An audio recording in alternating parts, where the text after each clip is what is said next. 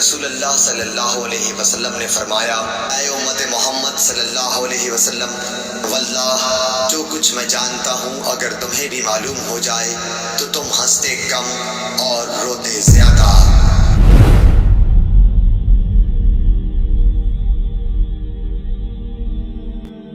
وَلَقَدْ ذَرَأْنَا لِجَهَنَّمَ كَثِيرًا مِنَ الْجِنِّ وَالْإِنسِ، اور بے شک جنوں اور انسانوں کی اکثریت ہم نے پیدا ہی دوزخ کے لیے کی۔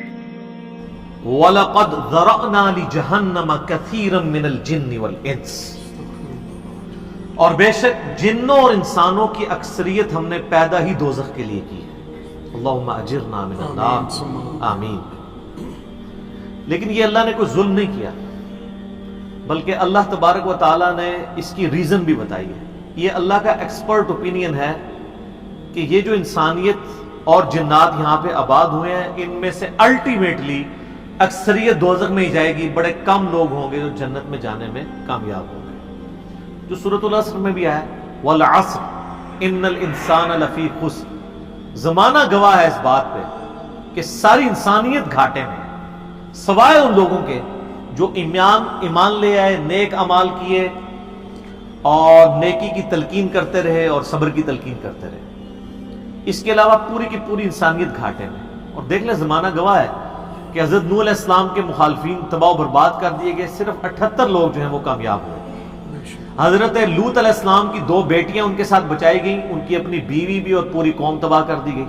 پوری انسانیت گھاٹے میں چلتی آ رہی ہے، سوائے ان لوگوں کے کہ جو ایمان لے آئیں گے، نیک اعمال اختیار کریں گے اور حق بات کی تلقین کریں گے اور صبر کی۔ یہاں پہ سورہ الاعراف کی آیت نمبر 179 میں ہے کہ بے شک جنوں اور انسانوں کی اکثریت پیدا ہی دوزخ کے لیے ہوئی ہے۔ وَلِعَوْذُ بِاللَّهِ تَعَالَى لَهُمْ قُلُوبٌ لَا يَفْقَهُونَ بِهَا، ان کو ہم نے دل دیے تھے، عقل دی تھی، لیکن وہ اس سے سوچتے ہی نہیں۔ وَلَهُمْ أَعْيُنٌ لَا يُبْصِرُونَ بِهَا، ان کو ہم نے آنکھیں دی تھیں لیکن آنکھوں سے دیکھنے کا سا دیکھنا نہیں دیکھتے، عبرت نہیں پکڑتے۔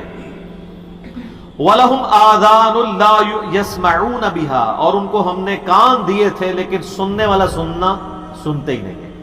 أُولَئِكَ كَالْأَنْعَامِ بَلْ هُمْ أَضَلُّ، ایسے لوگ چوپایوں کی مانند ہیں بلکہ ان سے بھی بدتر ہیں، جو اپنی عقل، آنکھیں اور کان استعمال کر کے حق بات تک پہنچنے کی کوشش نہیں کرتے۔ أُولَئِكَ هُمُ الْغَافِلُونَ، ایسے ہی لوگ ہیں جو اصل میں غافل ہیں۔ تو اللہ تعالیٰ نے یہ یعنی اس میں ایک غیبی خبر دے دی ہے کہ الٹیمیٹلی یہ ہونے والا ہے۔ مطلب کیا کہ اب جس نے تیاری کرنی ہے وہ خود تیاری کر لے۔ اس کو میں ایک مثال سے سمجھاتا ہوں کہ اس وقت تقریباً یہاں پہ 80 کے قریب لوگ بیٹھے ہیں، اور میں یہ کہوں کہ میں ایک گولی چلاؤں گا جس کو بھی لگ جائے، تو ہم میں سے کیا ہر شخص یہ سوچے گا کہ یار ایک ہی گولی ہے، 80 بندے ہیں، کسی اور کو ہی لگے گی، ضروری ہے مجھے ہی لگنی ہے؟ ایسا تو کوئی نہیں سوچے گا، سب دڑکی لگا دیں گے۔ لیکن آخرت کا معاملہ کیا ہے؟ بخاری و مسلم دونوں کی حدیث ہے، متفق علیہ، کہ آدم علیہ السلام کو حکم ہوگا کہ جنتیوں اور دوزخیوں کو الگ کرو۔ حضرت آدم علیہ السلام پوچھیں گے کہ اے اللہ کتنے جنتی اور کتنے دوزخی؟ تو اللہ تعالیٰ فرمائے گا ہر 1000 میں 999 دوزخی اور صرف ایک جنتی۔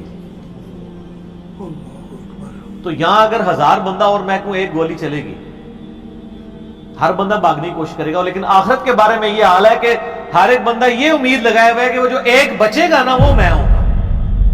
اور ادھر 1000 بندے کے اوپر ایک گولی چلائی جائے تو 1000 کا 1000 سوچے گا جو ایک پھڑکے گا وہ میں ہوں گا۔ بالکل 180 ڈگری سوچ ہے۔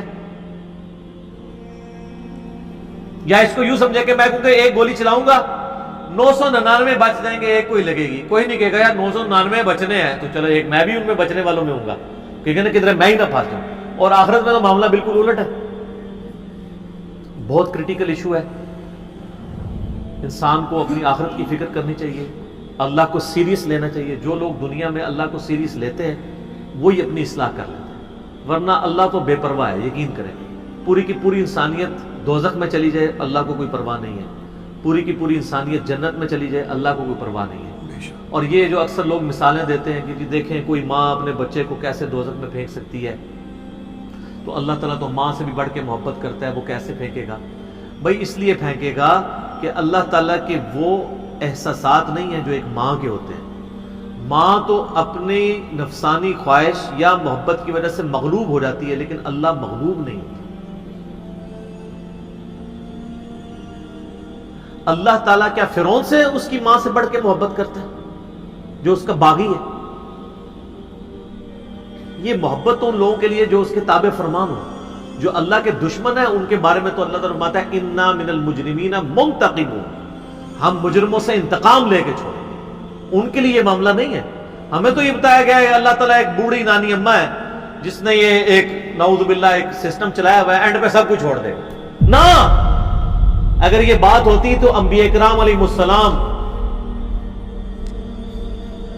کی تعلیمات اس طرح کی نہ ہوتی کہ لوگ جو ہے وہ کیجول زندگی گزارنا شروع کرتے ہیں. بڑی سٹرکٹ تعلیمات. جامع ترمذی میں حدیث ہے کہ سیدنا عثمان غنی رضی اللہ تعالیٰ عنہ علیہ السلام کے بارے میں آتا ہے کہ وہ جب کبھی قبرستان جاتے ہیں تو اتنا روتے کہ ان کی داڑھی آنسوؤں سے تر ہو جاتی. تو صحابہ پوچھتے کہ آپ کے سامنے جب جہنم کا ذکر ہوتا ہے آپ پہ اتنی خشیت طاری نہیں ہوتی، لیکن قبرستان میں قبر کے سامنے یہ معاملات آپ کے ساتھ کیوں ہوتے ہیں؟ تو انہوں نے کہا کہ میں نے نبی علیہ السلام سے خود سنا تھا کہ قبر آخرت کی منزلوں میں سے پہلی منزل ہے، جس کی یہ منزل پھنس گئی اس کی اگلی منازل مشکل ہو جائے گی، اور جس کی یہ منزل آسان ہوئی اس کی اگلی منازل آسان ہوتی چلی جائے گی. یہ وہ شخص کہہ رہا ہے جسے 3 دفعہ جنت کی بشارت ملی ہوئی ہے.